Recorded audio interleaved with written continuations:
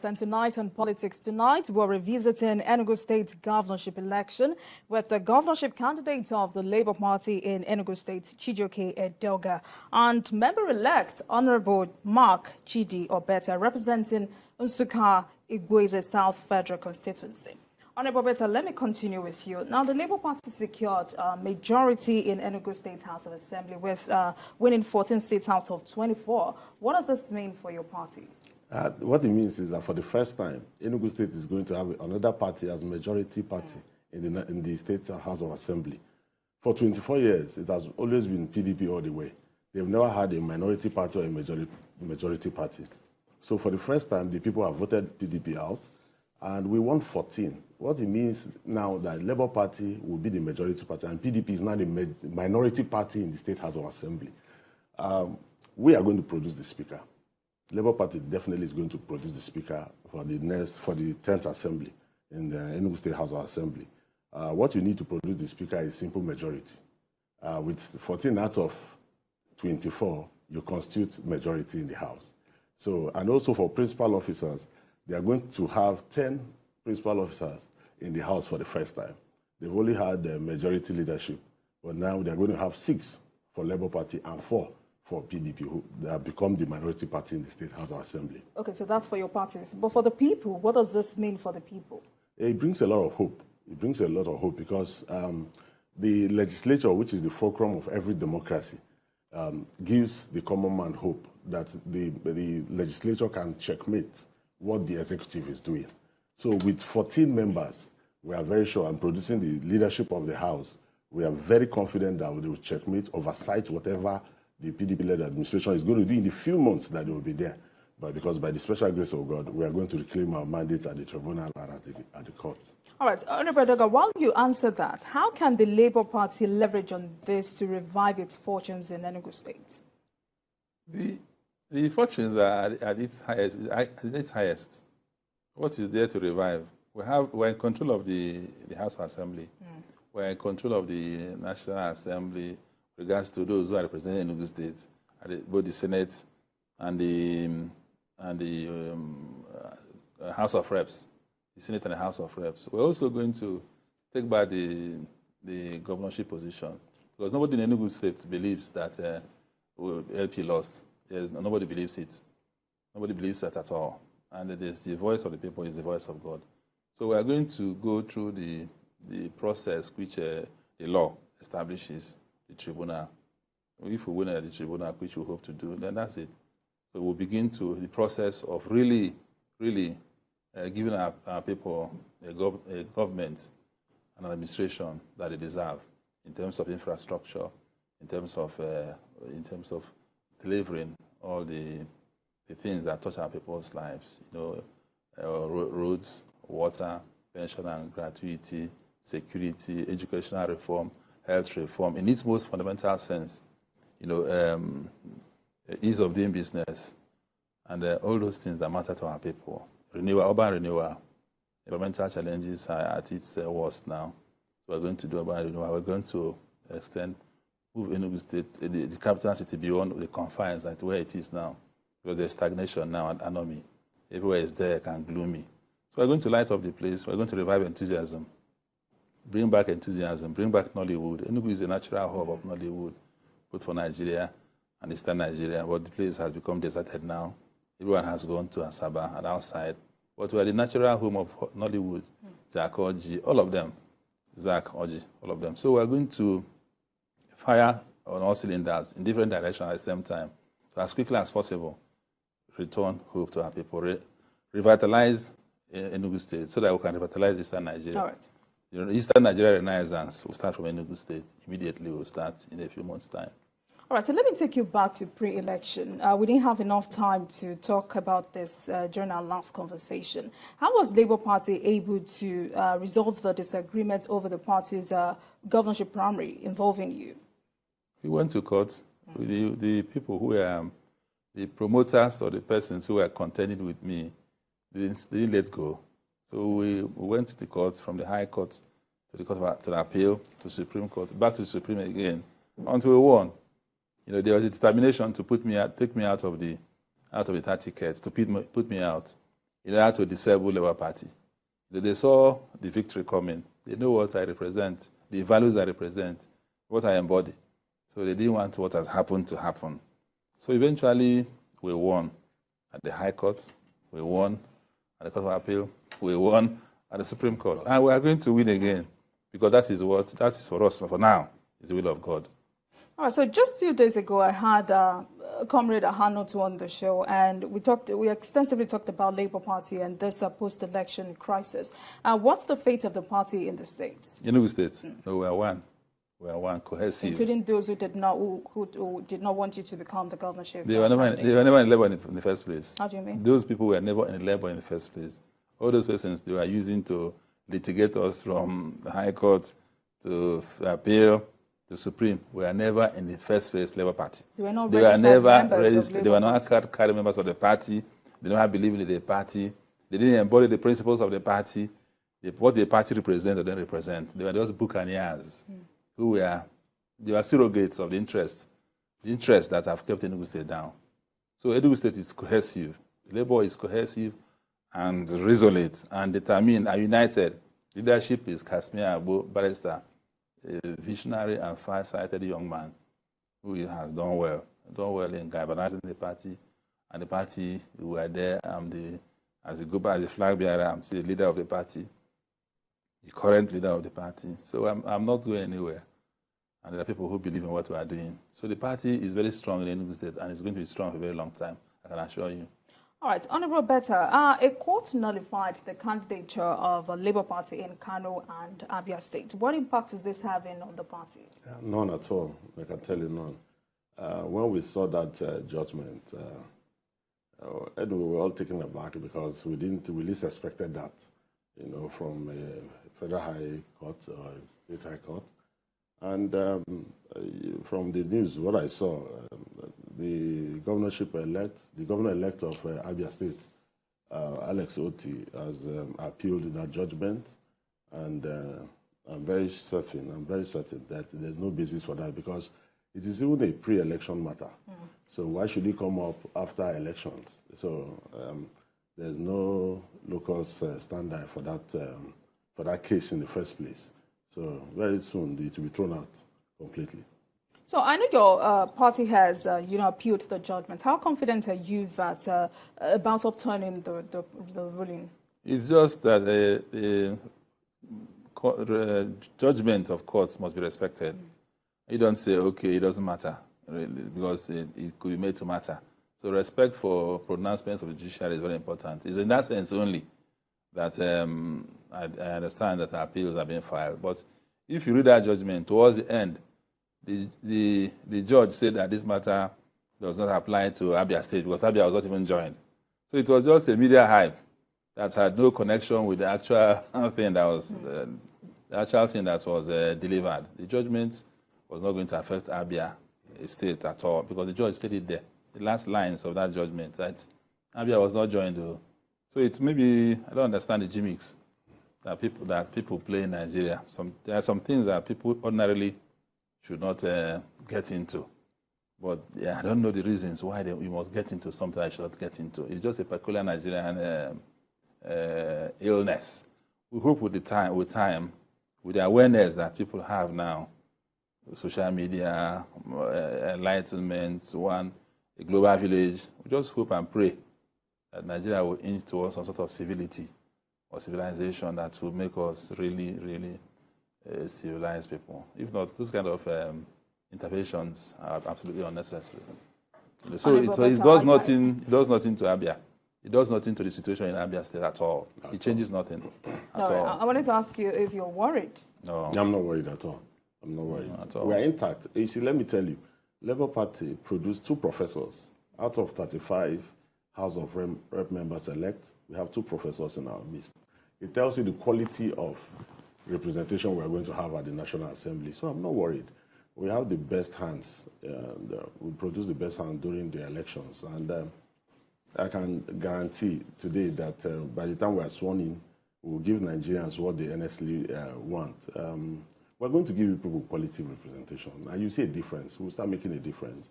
And like they say, the difference you can be the change that you want. And we're going to be the ambassadors of change for Nigerians, and you'll see that happen in the 10th Assembly. All right, so still talking about Abia State, many are confident that Alex Otti will make will turn around the fortunes of Abia State. I'm asking you, how much confidence do you have in him, and does he have that track record to make a big difference? Yeah. I laugh because Alex Otti is a known name in Nigeria. This is a man that's headed big financial institutions in this country and did very well, remarkably well. For a long time, the people of Abia have been yearning and begging to get Alex Otti as their governor. He has done well in the financial sector. He's an entrepreneur that everybody with high repute in the country. I'm very confident he will do very, very well. He has started work. Last week I had a meeting with him in Abuja, and he advised us. He mentored us. We had a very extensive discussion with him. So you can see the kind of leader he is. He's extending his hands of fellowship and leadership to members elect of Labour Party. So he's a great leader, and we expect him to do well. So, Honorable Deka, how much confidence do you have in this man? Rex, we're sure that he's going to do well. He's an economist and a banker of repute, and a founder of builder of institutions. I think he's even the major force now behind the Signature Bank, which is getting traction. And he has fought for that governorship. I think this is about his third bid for governorship. And on most occasions, he had won, except that the electoral system was not conducive to giving the correct outcomes. But by the grace of God, this electoral reform came, and he rode on its crest wave and won. And his victory, it was massively resisted. The time the forces of backwardness were trying to stop him in Abia, they also tried to stop me in Enugu State. The battle was going on simultaneously, but he won because that is what God wants for him at this point in time. And the jubilation that followed his victory was massive and indicative of the fact that he has won the people's hearts. So that's that sense of buoyancy, that attended him will also encourage him to do well for his people. So how do you think Labour Party should handle this to avoid a backlash? From where? From people, from Nigerians. Handle what? Handle all of these issues. What are the issues? The courts. We are law-abiding people. The electoral law says that after the announcements, if you're not in agreement to announcements, you should go to court. So we are law-abiding people. We're in court in Enugu State. We're in court in several other places. We're in court at the national level, at the presidential level. We're just hopeful that the judges will give justice. We believe in God, whether it's you worship it through the Quran or through the Bible. And justice is something that is a cornerstone of all those holy scriptures. So whether you are in Abuja attending to the presiding over the presidential litigation as a judge, whether in Enugu in the tribunal, we believe that if God is a God of justice, and it will touch the heart of people to render justice. So because without justice in Nigeria, I don't think that we can make progress. Justice is a fundamental requirement, fundamental norm of even our lives as human beings. So justice is also a healing balm.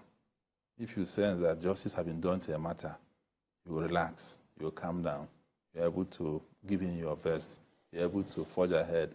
But without justice, I don't think that things can, things are really bad in Nigeria now. You can see it.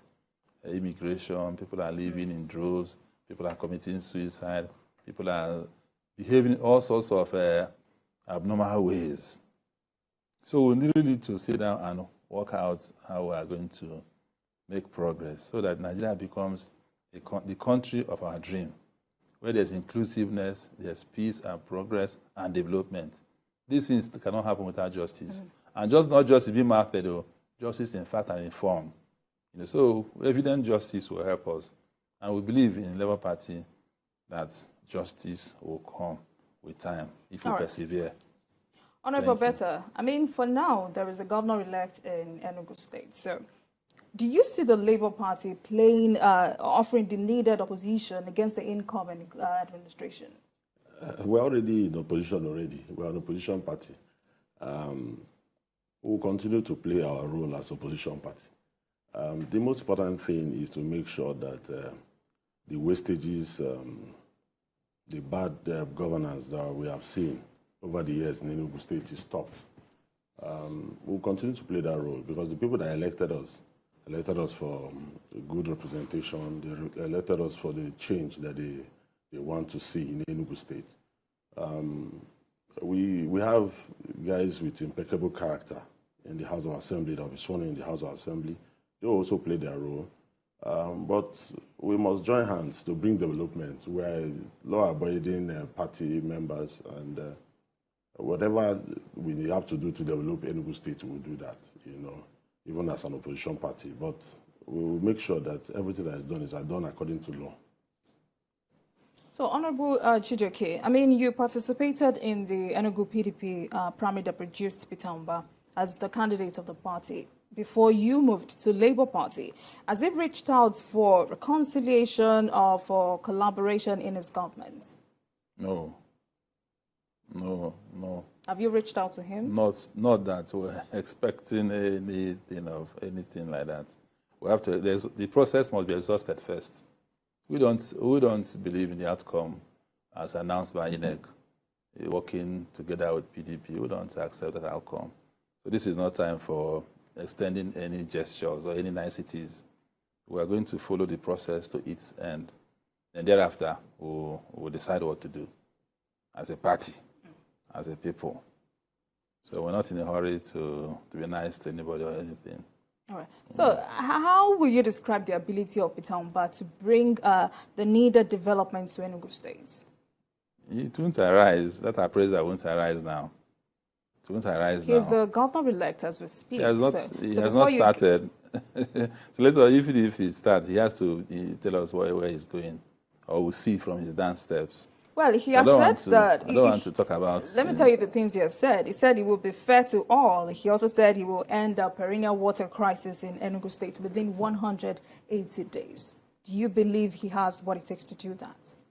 I'd rather not talk about him now. I don't see the sense in talking about him. I think it's a passing phenomena. I think so. Let us exhaust the process first, the legal process. Then we'll decide. We'll talk about those things. So, Honorable, I mean, you won your election, so let me direct this to you. Do you see him, what's it called now, Peter Mba, bringing the needed development to Enugu State? I don't know him that well, so I won't be able to, I'm not in the right place to say much about him. I don't know him very well. I don't know his background. Unlike Alex Oti, that I was in the bank, actually. I was in Guarantee Trust Bank, so I know about Alex Oti's performance when he was in the banking industry. So I don't know much about Peter Mba. I just started hearing about him when last year, when this election, before the elections or so, when he got the ticket of the PDP.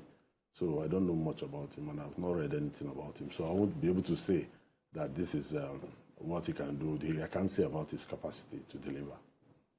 All right, so just some weeks ago, I had the AAC governorship candidate, Ken Obodo, on the show, and he advised the governor-elect to do away with old politicians if he wants to succeed in Enugu State. So how bad is he? How bad is it in Enugu State for him to have made such statements? Those kind of idealistic, they're not even idealistic statements. We cannot do away with old politicians. Experience is important. Experience is important. So all that kind of talk about doing away with old politicians is just maybe something that people say without really giving it a very deep thought. I would not advise anybody, not even the incoming, the president-elect, to do. It's a mixture. You must have a mixture of the old and the new, because the old have their own purposes, the new have their own purposes. They must gel. Then a leader who will synthesize and give direction. So I don't accept such a kind of sweeping statements. You can't just, there must be experience. You must count one before you count two. You cannot jettison the experience of the old. Neither can you dismiss the enthusiasm of the not too experienced. Those things must work together. Yeah. So Honorable Edgar, many of the opinion that you joined the Labour Party to benefit from the Peter Obi obedient movement across the country. So what next for you politically? Yeah, I didn't join LP to benefit from the obedient movement. No, I joined LP in response to the yearnings of our people, to the cries of our people, to galvanize, to push for the change that has happened in Enugu State. But you participated in the governorship and I was going to win. I was poised to win. I've been in politics for a very long time, and I've conducted myself in a manner that you can say I embody transparency and integrity and know-how to some reasonable extent. So, yeah, I ran in PDP, and I was the clear favorite of Enugu State people, electorate. The clear favorite. He needed the strong arm of the governor to stop me from winning. And the process is how that happened is public knowledge. I don't want to go into it. Then I removed myself from the process and decided to even not to continue. But the pressure on me was enormous. That the state was ripe for change, and you are the one who would lead it. So it took me time, more than a month, almost 2 months, to agree to run on Labour. That's not the move of somebody who is a desperate. I chose not to participate again after the PD primaries. I have not presented any forged certificates. I have not done anything untowards. So there's no sense of desperation in me. I'm not desperate. But the state has become ripe for something different. All right. For a person that was clear-headed and forthright and honest and has integrity and has wide acceptance. So several good things in my own view and the view of our people combined in me at that point in time that made me the clear winner that I became in LP. All right, so my final question is directed at both of you, but let me have Honorable Edgar answer this first. The inauguration of a new government is less than 5 days away. How will you describe the expectations of Nigerians? The expectations is a mixed bag. It's a mixed bag.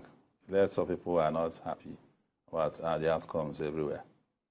Many people are not happy about the outcomes. The outcomes in several of the elections, I don't want to begin to mention names, but the outcomes in the several elections have not met, they're not in consonance with the expressed wishes of people, even what they expressed democratically through the ballots. But we have a president-elect, and he will assume office on the 29th of May. How will you describe the expectations of Nigerians? Life must move on. Life must move on. Life must move on. We expect that, because I don't believe that there should be a vacuum. I don't believe it. All right. At any level, there shouldn't be a vacuum.